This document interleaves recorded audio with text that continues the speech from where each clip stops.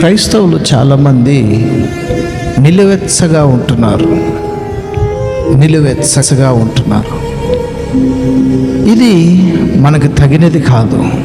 ప్రభు అంటున్నాడు, ఉంటే ఎచ్చగానే నుండు, లేకపోతే చల్లగా నుండు. నిలువెచ్చగా ఉంటే నేను ఉమ్ము వేస్తాను. అధికారాలు ఇవ్వకపోతే అలుగుడు, అధికారం ఇస్తే గర్వించుడు, పెత్తనాల మీద మరో తత్వం, పెత్తనాలు లేకపోతే మరోలాగా. ప్రియులారా, ఇది కాదండి క్రైస్తవ్యంలో ఉండవలసింది అధికారాలు, పెత్తనాలు కాదు.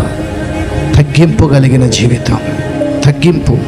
ఇదిగో నన్ను పోలి మీరు నడుచుకునుడి అని ప్రభు అంటున్నాడు.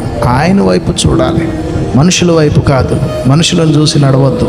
మనుషులు పోలి నువ్వు జీవిస్తే నరకానికే పోతావు, కానీ ప్రభు చెంతకి ఎప్పటికీ చేర్చబడలేవు. మనుషులను చూస్తే నువ్వు నాశనమే కొని తెచ్చుకుంటావు, కానీ క్షేమాన్ని కొని తెచ్చుకోలేవు.